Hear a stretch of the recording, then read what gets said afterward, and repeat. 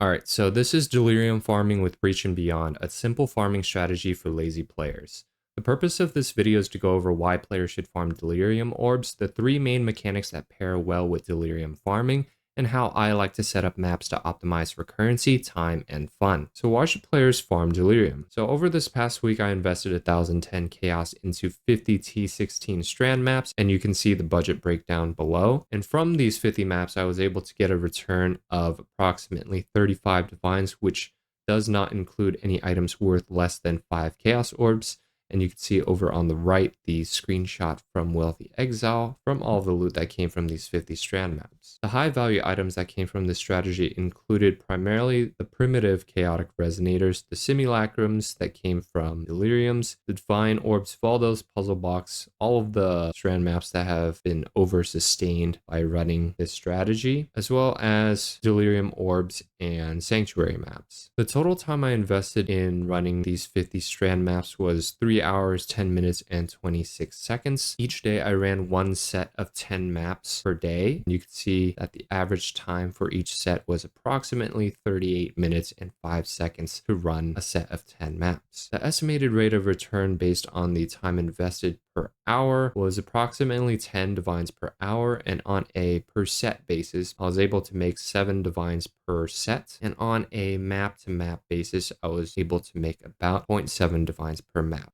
Do keep in mind that these rates do not include the liquidation time or the time that it takes to sell any of the fragments, the delirium orbs, any of the scarabs, or things included within the loot. So in summary, why should players farm delirium? Well, the first reason is that it guarantees a sizable return for the investment. I was able to make 35 divines returned on an initial investment of 5 divines at a rate of 10 divines per hour. The time investment is also minimal once fully set up, and by fully set up, I mean fully setting up the Atlas, which I'll link in the comments below, and also purchasing all of the maps, scarabs, and chaos needed to invest in the map crafting device. I was able to run each set of 10 maps in approximately 40 minutes and make 7 divines per set, which came out to a little less than an hour of playtime per day over the past 5 days. Farming Delirium is also a simple and straightforward map blasting strategy that drops all of the loot at the end, which minimizes clicking, and there's also a lot of XP and gold that drops as a result of having so much mob density from the Beyond and Breach. So how do players farm Delirium? There are 3 main mechanics that synergize really well with Delirium, and those 3 mechanics are Ritual, Alva, and Breach. For the Ritual farming strategy, Ritual altars pause the Delirium timer, which allow you to clear large packs of monsters efficiently without losing progress. And the extra Delirium monsters inside those rituals also increase tribute points, which help you acquire better items from ritual rewards. And rituals increase in pack size the further along you go, which improves Delirium rewards exponentially due to the distance from the mirror. And it's also worth mentioning that linear maps like Tropical Island and Strand are the best to farm, since you get to go further and further away from the mirror as you progress throughout the map. Now, the reason that people like to pair Alva with Delirium, the first reason is that entering temple rooms pauses the Delirium fog, letting you safely handle dense mob packs. The temples also have great monster density, adding tremendous value to your Delirium runs, and even more so from the magic mobs from the time dilation notable.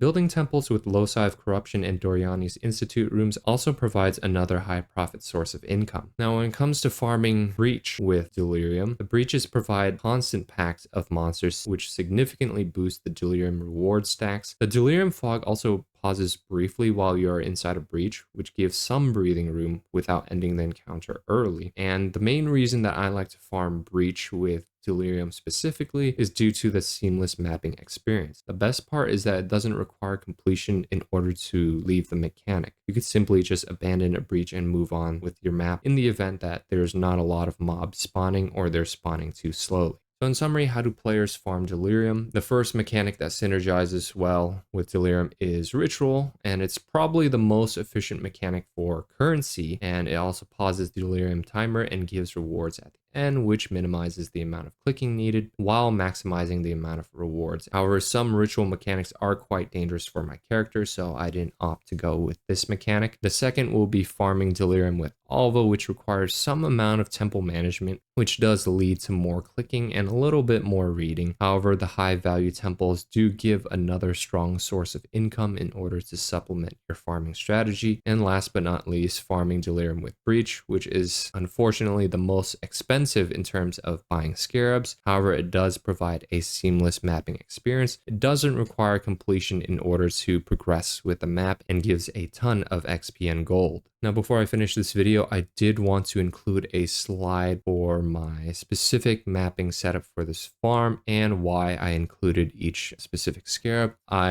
had the Delirium scarab in order to guarantee a mirror, the Beyond and Breach scarabs in order to increase the mob density within the maps, the Cartography scarab of escalation for better map sustain. One additional thing that I like to add on top of this strategy is the Sulfite scarab plus the mining byproducts notable, which allows you to generate azurite just for clicking on the sulfite veins. And this actually led to a pretty significant source of income as well. As you can see right here, I was able to make 4.5 divines off of just the primitive chaotic resonators. And I think the price of it right here is inaccurate. It should be somewhere around 3, if not 4. I think currently at the time of this video, it is around 3 chaos per resonator. It's also worth mentioning that you should look up which one is more efficient in terms of currency, whether it is the primitive chaotic resonator or the potent chaotic resonator, which is the 2-slot one. And lastly, I had the breach map crafts added to every single map, and that was an additional 400C investment. And I did it with the overloaded circuits, which made it cost 100% more. And you can see below that it cost me 8 chaos per map in order to add on that map craft. And this added an additional 3 breaches to every single map, thereby significantly increasing the mob density per map and also greatly improving the Delirium rewards each map. And so that's all for this video. If you want to know what build I played to farm Delirium with, it was the Cast When Stunned Self-Ignite Chieftain, and you can find the POB to that in the comments below. And if I forgot to mention anything in the video, please, by all means, let me know about it. Thanks for watching the video. I hope you all learned something today.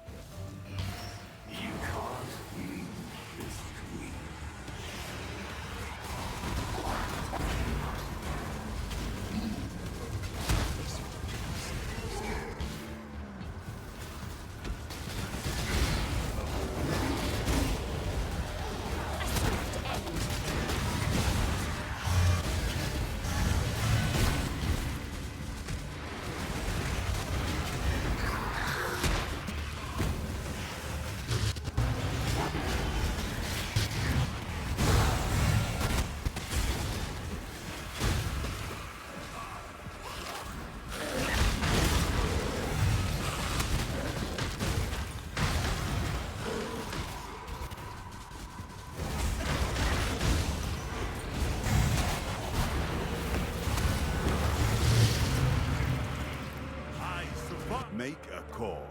You die here. You.